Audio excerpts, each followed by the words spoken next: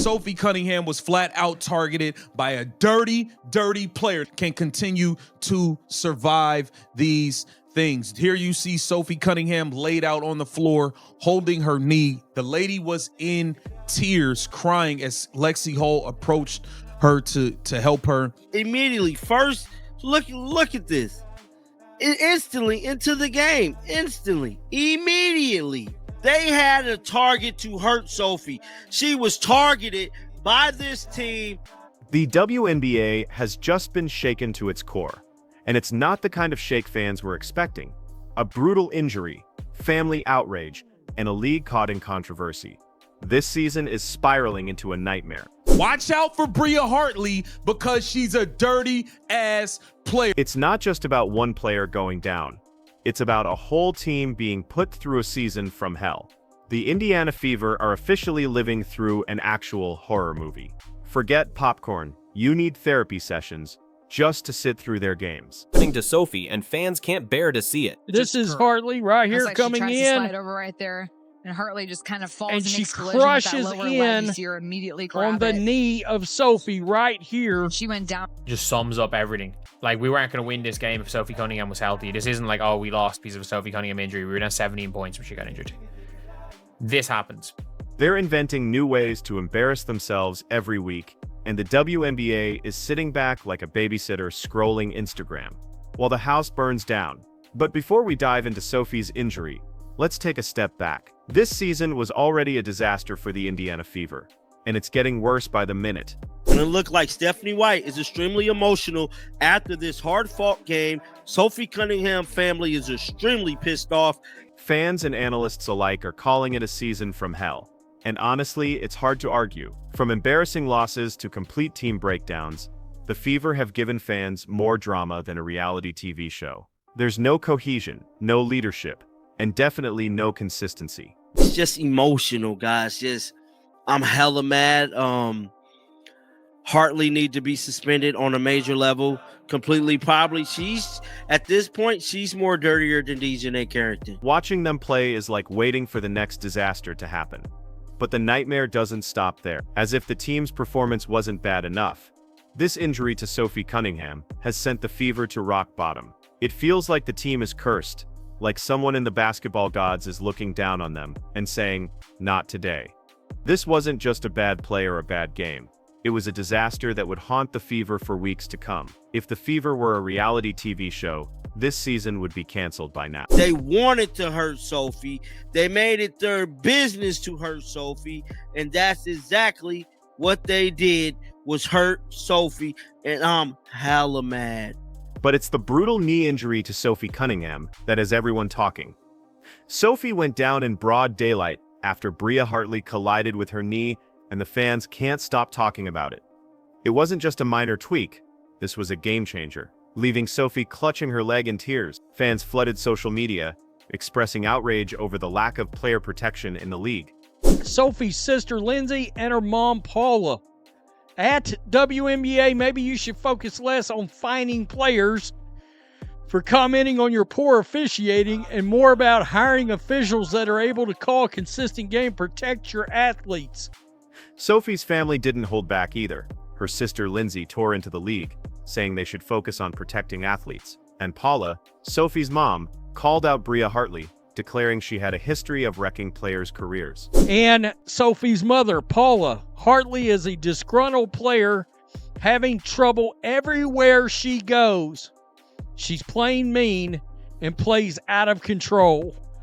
The injury was a nightmare scenario for the Fever, one that leaves them without their best player for the foreseeable future. Sophie wasn't just a role player, she was the lifeblood of this team. With her gone, the Fever's future looks even bleaker. It wasn't just about her game performance, it was about the leadership and energy she brought to a team that had none. And now, that spark is gone, leaving a team floundering in the chaos of its own making. It's a patella injury. Normally people will hold higher in their knee if it's a knee ligament injury. It looks like she might have either ruptured her patella. But this story isn't just about Sophie, it's also about her family, and their outrage only added fuel to the fire. Sophie's sister Lindsay didn't mince words. taking to social media to call out the WNBA for its lack of accountability. The league should focus on protecting its athletes, she said, and fans agreed. Sophie did not deserve any of that happened to her today, and it is very, very unfortunate, man. Sophie's mother, Paula, joined the conversation, calling Hartley out for being a career ender every time she stepped on the court. She's wrecking careers left and right, Paula said. Sophie Cunningham out for the year. How can this team continue to survive? We bring in Ari McDonald because of injuries. And who would have thought? Caitlin Clark would be out most of the year. Sophie Cunningham will have a season-ending injury. Fans immediately rallied behind Sophie's family, calling for the WNBA to take action. It wasn't just about Sophie anymore. It was about the protection of all players. And when you've got a family that vocal, you know the situation is dire. I told you guys this girl was a dirty player. And that's all she did today was show how dirty she is. This is unfortunate. I don't know how the Indiana Fever. There's something deeply wrong when a family has to stand up and demand accountability for the safety of a professional athlete. Now let's talk about Bria Hartley, the villain of this story. If the WNBA had an award for dirtiest player, Hartley's name would be front and center. This isn't just a one-time incident. She is a dirty, dirty player. She pulled Angel Reese out of air by her ponytail. Angel Reese is ready to fight. Just last game, I think 2 days ago. Hartley has built a reputation throughout her career as a player willing to do whatever it takes to win, even if it means hurting others. Just earlier this season, she pulled Angel Reese by the ponytail like it was WWE, and just days before Sophie's injury, Hartley slammed Becca Allen to the floor by yanking her head. I don't know if it's her knee. I don't know if it's her Achilles, the way she was kind of dragging her foot. I don't know. But Bria Hartley has had dirty plays all season. But you got to know who we're talking about. Fans aren't just speculating anymore. They're outright accusing her of targeting players. And after what happened to Sophie Cunningham, it's hard to deny that she's playing with a reckless disregard for the safety of others. It's a pattern of behavior that's turned her into one of the most hated players in the league. And with this latest incident, fans are questioning whether the WNBA is doing enough to stop her.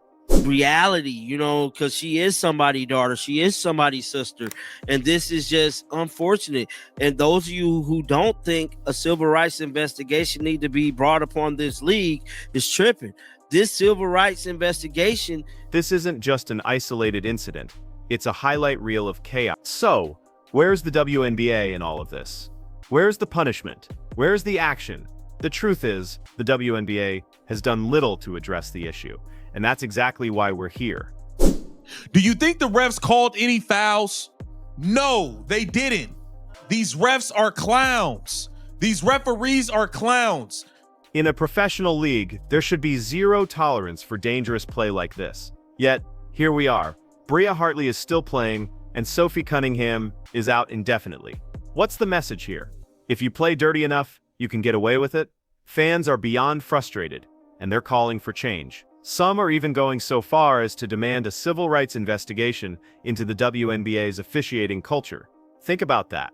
Fans are so outraged that they're calling for a civil rights investigation into basketball officiating. It doesn't get more serious than that.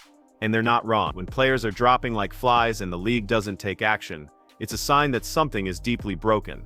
Lexi Hull hit a big three that was the dagger at the end. Aaliyah Boston, 7 of 13, 14 points, 13 boards, a double-double there, added 5 assists. The WNBA can no longer afford to sit on the sidelines. Now let's talk about what this means for the Fever. Sophie Cunningham was the heart and soul of the team this season. She wasn't just a role player.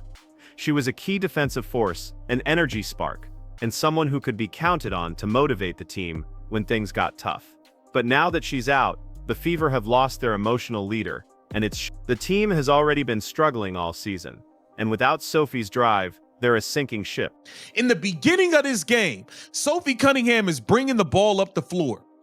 She gets mugged, hit upside the head, knocked to the floor while dribbling the ball up the floor, 75 feet away from the rim. This isn't just another player injury. It's a blow to the entire Fever organization. Sophie was the glue that held the team together, and now that she's gone, the team's already disastrous season feels like it's officially over. The question isn't whether they can recover, it's whether the Fever can even field a competitive team without her. And with the WNBA's failure to protect its players, how can anyone expect things to improve?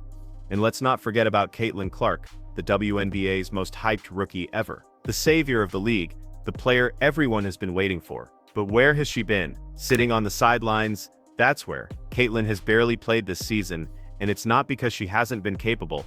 No, it's because she's been injured. And the question fans are asking is, should she even bother coming back? The league is falling apart, and the Fever are the poster children for dysfunction. Why risk your health in a league that can't protect its players? Caitlin Clark's absence is a major blow not just for the Fever, but for the entire league. She was supposed to be the face of the future, the player who could bring the WNBA into a new era. But with her barely on the court, it's hard to see a future where the league can thrive. And with Sophie Cunningham out, the Fever are left wondering if anyone can step up to fill that void. Kathy Engelberg, wake the hell up. Half of your league is hurt now.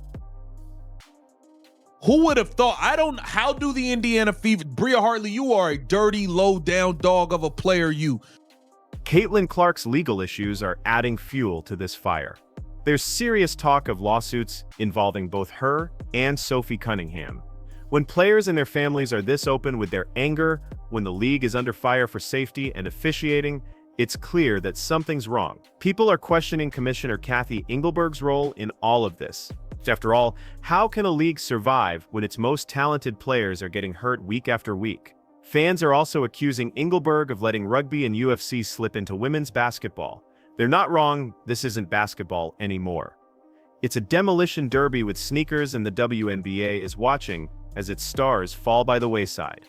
When legal action is on the table, it's clear that the WNBA needs to rethink its approach to player safety and accountability. Players shouldn't have to go through this kind of treatment for the sake of competition. Wonder why there's so many goddamn injuries all over the league, because you are allowing people to play rugby and football and do UFC moves in the middle of a basketball game. At the end of the day, it's clear that the WNBA is on the edge of collapse. Sophie Cunningham's injury, Caitlin Clark's absence, and the ongoing dysfunction within the Fever organization have left fans questioning whether the league can survive much longer. The question isn't whether the Fever can bounce back. It's whether the WNBA can ever recover from the damage it's done to its own credibility.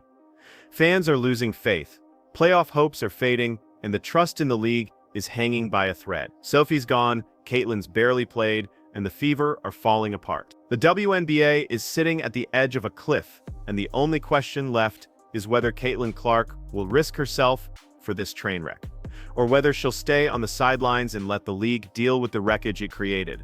What do you think? Can Caitlin Clark save this wreck, or is it game over? Don't forget to like, share, and subscribe for more breakdowns just like this.